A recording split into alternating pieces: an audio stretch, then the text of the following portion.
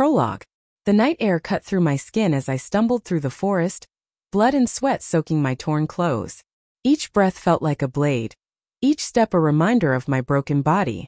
Behind me, laughter echoed, cruel and mocking, mixing with the distant howls of wolves. I had always been unwanted. From the moment I was born, I was a burden, a reminder of my mother's failure to give my father a son. My existence had been a mistake. He had abandoned her, leaving her to wither while he took another mate who could give him what he truly desired, a child he could love. But I killed that child. 13 years old, and my wolf had manifested, burning through me with a feverish rage.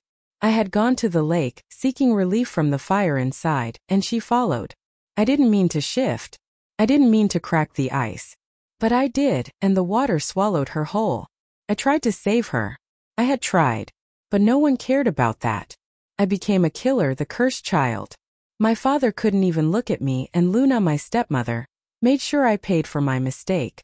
When she became pregnant again, I thought maybe, just maybe, I could disappear. If she had another child, another heir, I could fade into the background. But fate had other plans. The one time I let my wolf run free, Luna lost the baby. Asson. And that was the final straw. The pack turned on me completely, branding me a murderer. Tonight, they had decided to finish what they started. My foot caught on a root and I crashed to the ground, the sharp snap of bone sending pain through my body. I tried to stifle the scream, but it escaped anyway. A raw sound of agony. Desperate, I dragged myself behind a fallen tree, trying to stay silent, my ribs on fire. The forest fell silent. Too silent. A crushing weight slammed into my chest, knocking the air from my lungs. The scent of wolves filled the air, their eyes glowing with malice. I struggled, but the paw pressed harder, my vision blurring with pain. She reeks of fear. One of them sneered. I could feel my wolf stirring, desperate to break free, to tear them apart. But I fought her back, whispering, "No." Before I could stop her, a voice cut through the tension. "She's lucky the alpha wants her alive." The paw lifted and I gasped for air. Luna stood over me, her eyes cold with disdain. The men around her lowered their heads in submission, but the venom in her voice was unmistakable. "You're pathetic," she spat, grabbing my chin roughly. "If it were up to me, I'd leave you here to rot." I met her gaze, swallowing the bile rising in my throat. She leaned in closer. "But your father wants to see you," she said, her tone dripping with mockery. "Today. Don't make him wait." I didn't need to hear anything more. My father was the alpha. Luna's grip tightened on my chin, her nails digging into my skin as she hissed. "And if you ever pull a stunt like this again, I'll make sure you suffer the way I did. You'll feel the pain of losing everything." She shoved me away, and I fell to the ground like a rag doll, her words echoing in my mind. "Get up. Now." Every muscle screamed as I forced myself to stand, my body trembling with pain. My wolf snarled, her fury matching mine, but I shoved her down. "Not now." I pulled together the tatters of my clothes and stumbled after Luna, each step agony. She didn't look back, but her words stung. "You're a disgrace," she hissed. "You're alive because of him. Remember that." As I approached the pack house, the weight of my father's looming presence hung over me. My wolf raged inside me, but I had to pretend she wasn't there. They had to believe I was wolfless, because if they knew, it would be over. I had to survive. Chapter 2. Serafina. I pushed the door open, my hand trembling against the heavy wood. The scent of cigar smoke and aged whiskey clung to the air, mingling with the faint metallic tang of my own blood. My father sat behind his grand mahogany desk, his expression as cold and unreadable as ever. But it wasn't him that froze me in place. A stranger stood near the window, his back partially turned, but his presence was impossible to ignore. He was massive, built like a wall of muscle wrapped in dark, expensive fabric. The room seemed to shrink around him, the air growing heavier with each breath I took. As the door creaked open, he turned. His eyes, icy blue, sharp and piercing, locked onto me. They raked over my broken form, lingering on the torn fabric barely covering my bruised skin. His gaze wasn't filled with curiosity or pity. No, it was disdain, raw and unfiltered, like I was something foul stuck to the bottom of his boot. "This is what you're offering me?" His voice was low, gravelly, like a storm rolling over the horizon. He didn't even look at my father as he spoke, His gaze fixed on me like I was an insect beneath a magnifying glass. A useless piece of flesh without even a wolf? Is this your idea of sincerity? I bit down on my lip to keep from reacting, the coppery taste of blood mixing with the sharp sting of humiliation. My wolf stirred uneasily inside me, her claws scraping against the edges of my mind. I tried to shove her down, thinking it was just her reaction to the danger standing in front of us. But something felt different. "Look up," my father's voice snapped, sharp and commanding. I flinched but obeyed, lifting my chin despite the ache in my neck and the burning in my ribs. My father's cold eyes met mine briefly before he gestured toward the stranger. "This," he said, his voice dripping with something between pride and malice, "is Alpha Kaelion Stormrider." The name hit me like a slap. Kaelion Stormrider. I'd heard the rumors. Everyone had. The Alpha who'd killed his own parents to seize control of his pack. The one who ruled with an iron fist, known for his cruelty and mercilessness. They said his subordinates feared him more than death itself. And now my father was offering me to him. "As you can see," my father continued, his tone as indifferent as if he were discussing livestock, "she's of no use to me. But perhaps you'll find a purpose for her in your pack." A slave. He was offering me as a slave. My stomach twisted, a cold wave of betrayal crashing over me. I'd known my father didn't care for me, but this was something else entirely. I clenched my fists, my nails digging into my palms as I fought to keep from collapsing under the weight of it all. My wolf howled in fury, her presence swelling inside me. I tried to hold her back, but the pain, the betrayal was too much. My vision blurred, my pupils shifting, darkening as she surged forward. "Let me out," she roared, her voice like thunder in my skull. No, but it was too late. For a split second I lost control. My body trembled, my wolf's anger burning through me like wildfire. Then, just as quickly, she retreated, her furious growls fading into the back of my mind. And that's when I felt it. A pull. A connection so deep and primal it stole the breath from my lungs.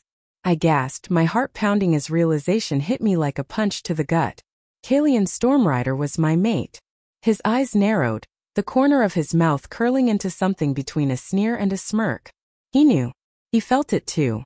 But there was no warmth in his gaze, no recognition of the bond we were supposed to share. Only cold calculation. "She'll do," Kaelion said finally, his voice like ice scraping against stone. "Pack your things. You leave with me tonight." My heart dropped. No. I opened my mouth, but the words caught in my throat. Arguing wouldn't help. Not here. Not now. My father leaned back in his chair, a satisfied gleam in his eye as if he'd just rid himself of the most troublesome burden. I swallowed hard, forcing my battered body to straighten. If Kaelion thought I would willingly submit, he was wrong. I'd use this journey, find a way to escape. I had to. "Yes, Alpha," I whispered, the words tasting like ash on my tongue. Kaelion's eyes flickered, just for a moment, as if he saw through my plan. But he didn't say anything. He just turned back to the window, dismissing me like I was nothing more than a chore to be dealt with. I stumbled out of the office, the door clicking shut behind me. My legs felt like they could give out at any moment, but I forced them to move. Every step was agony, my injuries screaming in protest, but I didn't care. I needed to get out of here. I need to survive. As I limped down the hall toward my room, my wolf stirred again, her voice quieter this time but no less angry. "He's our mate. I know. And he's going to destroy us." I didn't argue, 'cause I knew she was right. "Kaelion."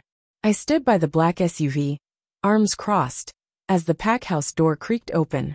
She appeared, Serafina.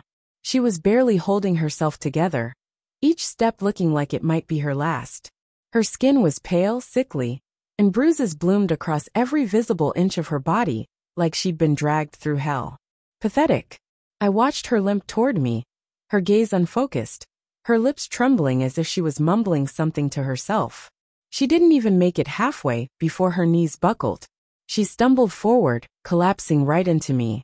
For a second I froze. Her body was like dead weight against mine, her head falling against my chest. I could feel the heat radiating off her skin, unnatural, burning hot. My wolf growled in the back of my mind, restless, agitated. "She's burning up," he muttered, his usual gruff tone laced with concern. You're neglecting your mate. She's faking it, I shot back, shoving the annoying voice aside. I grabbed her by the arm and yanked her away from me, like she was nothing more than a sack of grain. She didn't even flinch.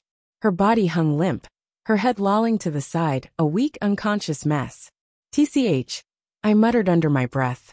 With no patience for this nonsense, I tossed her into the back seat of the SUV. She hit the leather with a dull thud, but she didn't react. Not even a whimper. I slammed the door shut, the sound echoing through the quiet night. Sliding into the front passenger seat, I leaned back, staring ahead as my Gamma Dax settled into the driver's seat. The engine roared to life, the headlights cutting through the darkness as we pulled away from the pack house. But no matter how much I tried to ignore it, my wolf wouldn't shut up. You can smell it, can't you? He growled, pacing in the back of my mind.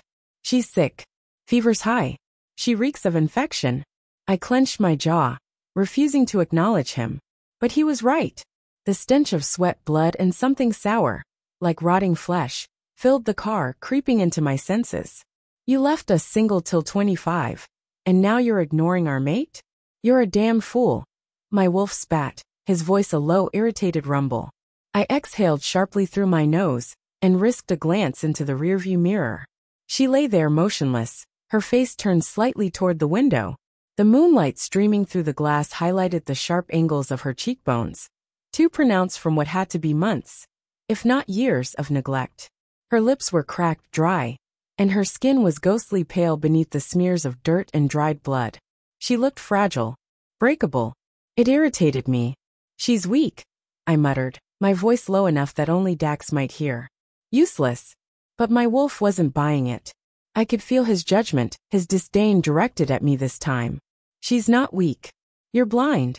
I gritted my teeth, dragging my eyes away from the mirror. I didn't care if she was my mate.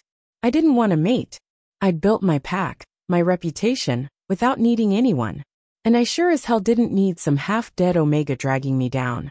Dax's nervous cough snapped me out of my thoughts. Alpha, he started, his eyes flicking between the road and me. Are you sure about this? I mean, she doesn't even have a wolf. And, she doesn't look like she's going to make it through the night. I shot him a glare through the mirror, my eyes narrowing into slits. Dax visibly flinched, his hands tightening on the steering wheel. Do I look unsure to you, Gamma? I snapped, my voice ice cold.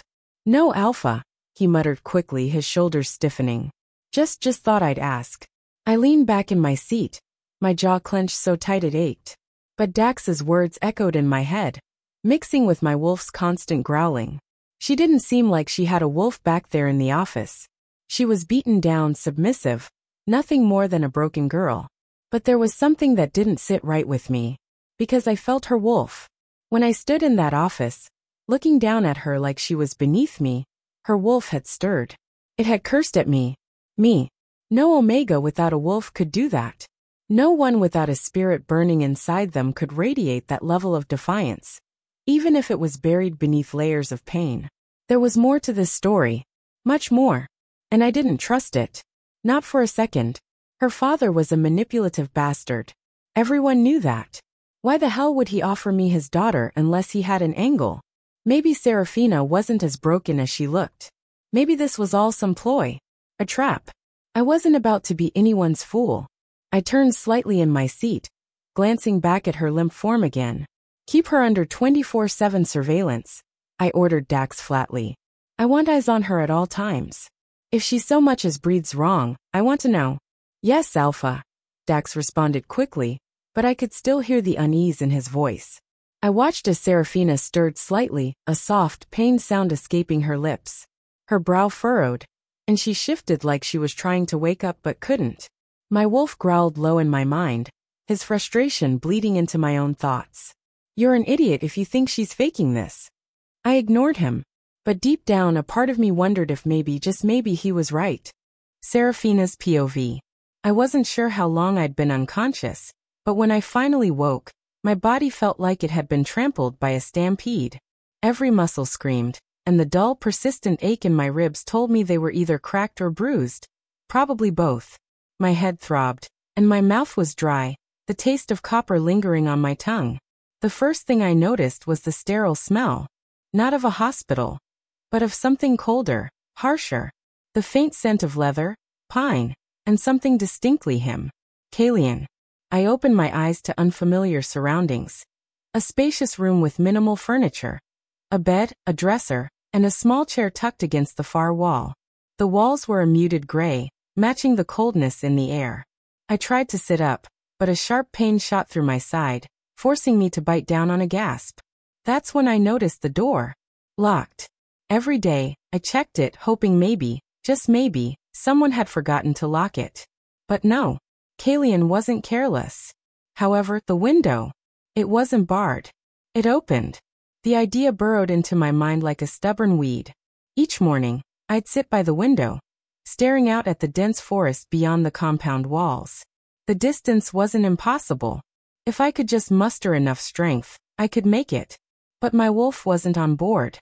We're not strong enough, she hissed in my mind, her voice a whisper of pain and exhaustion. If we jump, we might not survive the landing. Better dead than trapped here. But I waited. I needed the perfect moment. I feigned weakness, letting them believe I was still too broken to move. I barely touched the food they brought me, even though my stomach clenched painfully with hunger. I kept my breathing shallow, my eyes dull. Then one day, I decided. Enough waiting. I dragged myself out of bed, my legs trembling under my weight. Sweat beaded on my forehead, but I clenched my jaw and shuffled toward the window. My hands, still weak, gripped the frame as I pushed it open. The cool breeze slapped against my face, refreshing and taunting all at once. I stared down. It wasn't too far. I could do this. I had to do this. Don't be stupid, my wolf growled. We're not ready. We'll never be ready if we stay here, I snapped back, swallowing the lump in my throat. Just as I gathered the courage to hoist myself up, a shadow loomed behind me. I didn't have to turn to know who it was. Kaelion. His presence was a cold force, sucking all the warmth from the room. What do you think you're doing? His voice was low, dangerous, like the calm before a storm. My heart slammed against my ribcage, panic clawing at my throat. I froze. Before I could react, the window slammed shut with a loud thud. I flinched, my hands still gripping the frame, knuckles white. I wasn't. I stammered, my mind scrambling for an excuse. But I knew it was useless. He wasn't stupid. Kaelion stepped closer, his breath brushing against my neck. I could feel the heat of his body, his dominance pressing down on me like a weight I couldn't escape. You really think you can run from me? He murmured, his voice laced with dark amusement. I didn't answer. I couldn't. My throat felt like it was closing, and my wolf was silent, retreating deeper inside me. Pathetic, he spat, stepping back. If you're going to try and escape, at least be smart about it. I clenched my fists, anger simmering beneath my fear. But I knew better than to challenge him outright. Not now. Not like this. Instead, I did the only thing I could think of. I let my body go limp, my knees buckling beneath me. The floor rushed up to meet me. But before I hit it, strong arms caught me. For a moment, I was suspended between consciousness and darkness, his scent overwhelming my senses. Then everything faded. When I woke again, the sterile smell was stronger, mixed with something sharper, antiseptic. The bed beneath me was softer, the sheets crisp and cool against my skin. But something was wrong. I tried to move, but my body felt exposed. I blinked, my eyes adjusting to the bright lights above me. I was in a hospital room, the walls a blinding white. And I was naked. Well, not completely.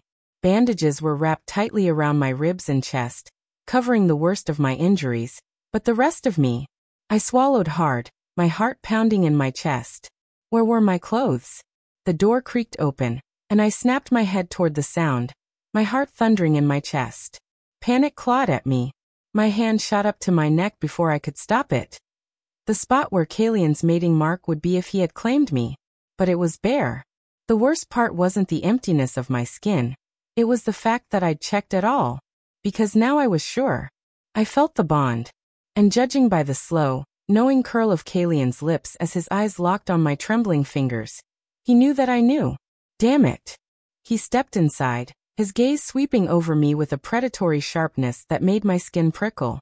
I yanked the thin sheet up, clutching it to my chest as if it could shield me from his piercing gaze. Where are my clothes? I managed to choke out, my voice barely above a whisper. He didn't answer right away. Instead, he closed the door behind him with a soft click and leaned against it, crossing his arms over his broad chest.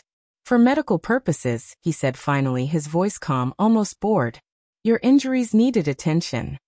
My stomach twisted. Who saw me? His lips curled into a faint smirk, but his eyes remained cold. No one. He paused, letting the weight of his words sink in. I took care of it myself. My blood ran cold. You. Yes, he interrupted smoothly. I did. What was necessary? I felt like I couldn't breathe. My skin burned, not from the fever but from the humiliation of it all.